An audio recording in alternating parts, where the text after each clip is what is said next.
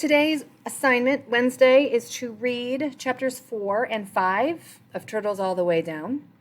And when you finish reading chapters 4 and 5, you are going to use the 3 reads protocol to look at the setting.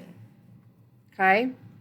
So remember when we do the 3 reads protocol that we read a passage 3 times and we respond to it in 3 different ways.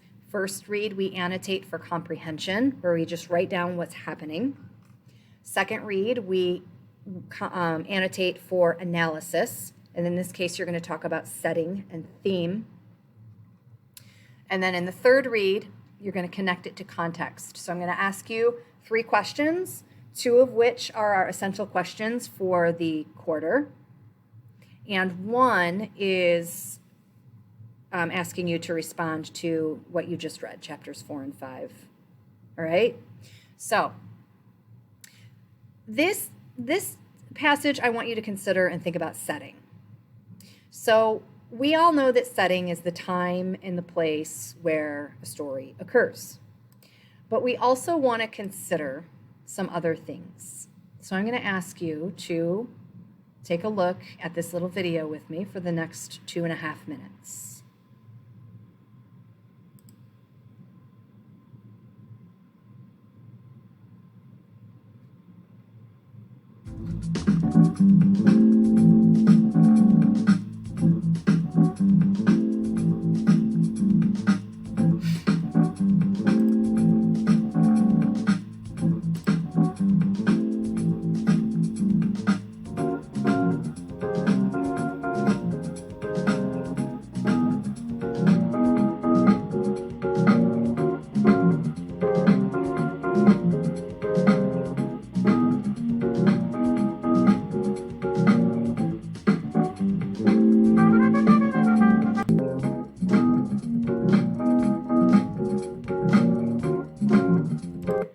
So let's back this up a little bit.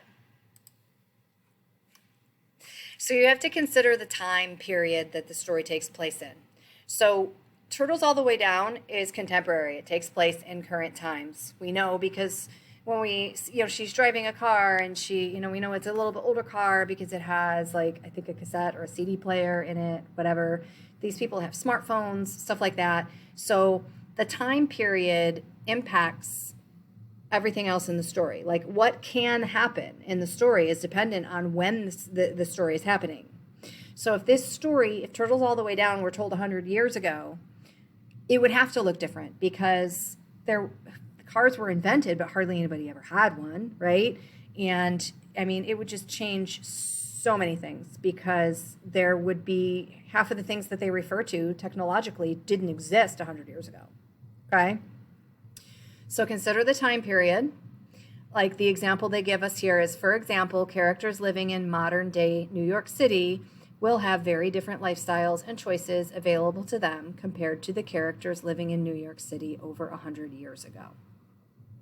All right, continuing.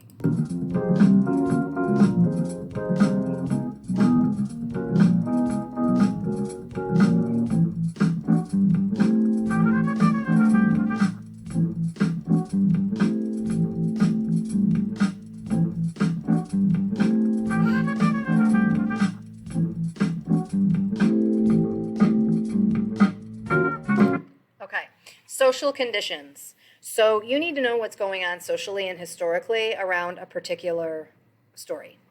So this tells us social conditions play an important role in the setting.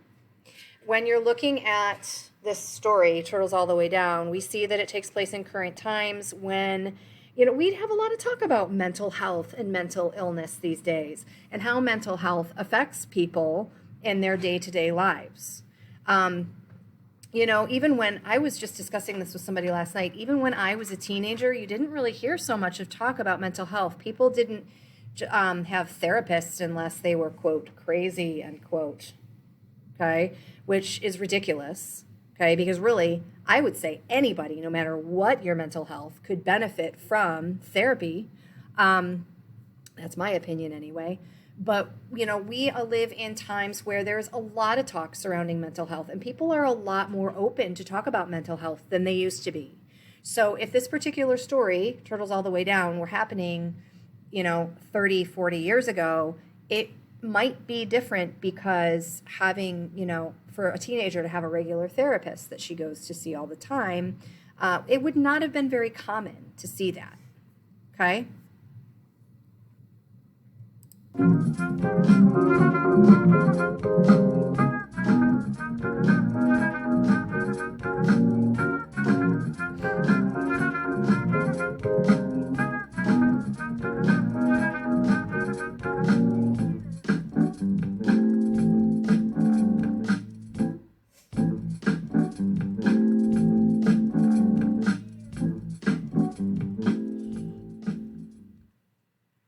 Okay, so going down here, that's setting.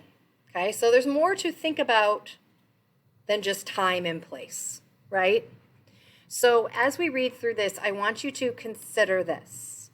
You want to consider the details of the setting in these paragraphs and what do they reveal about the people who live in this house. Highlight examples to support your response. So let's read through these two paragraphs first, and then you're going to summarize what happens in the text. That's what you're going to do first.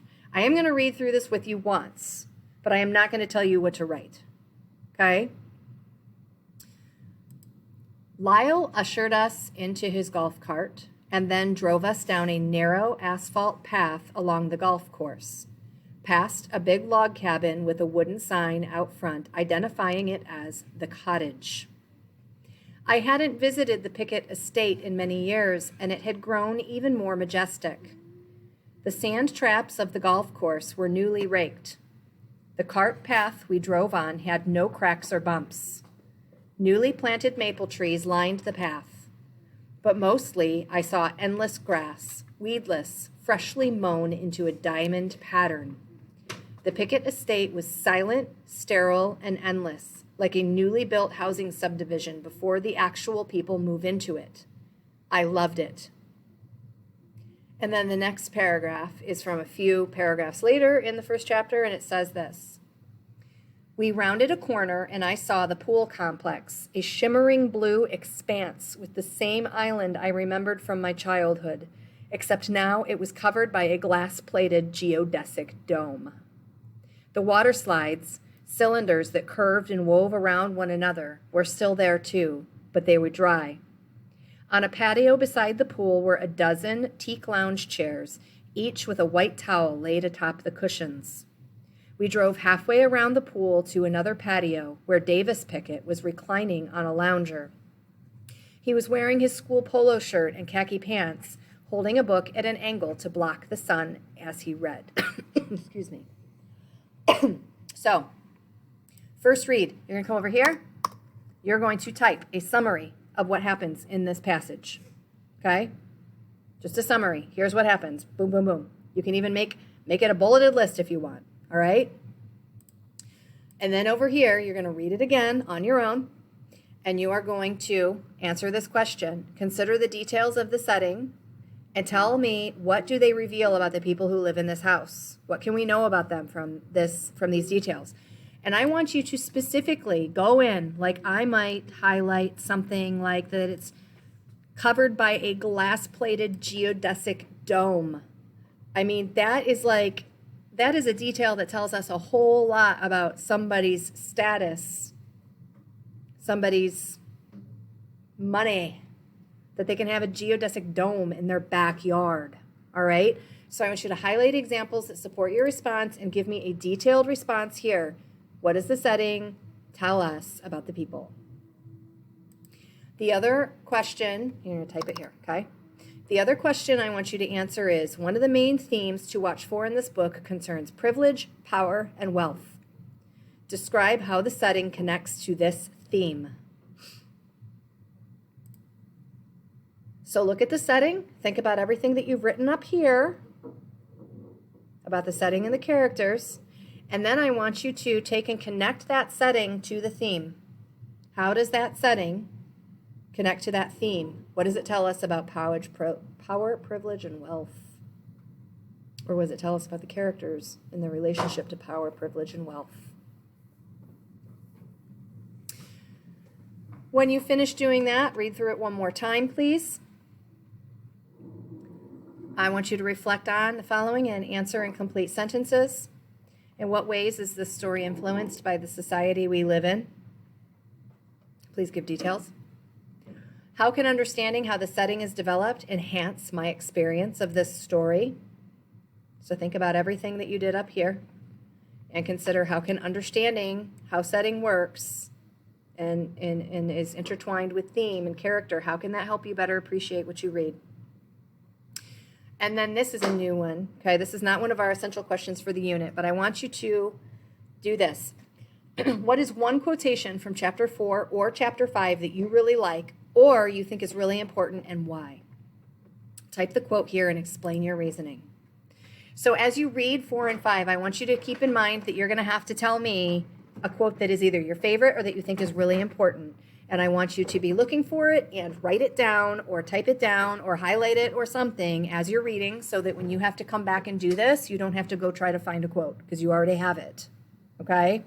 So any quotation, either something you love or just something where you're like, I think this is important. Even if you're not quite sure why it's important, it just seems important.